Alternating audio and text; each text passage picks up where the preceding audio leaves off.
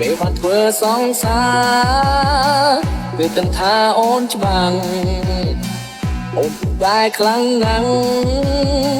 មិនចាញ់សង្កេតទេ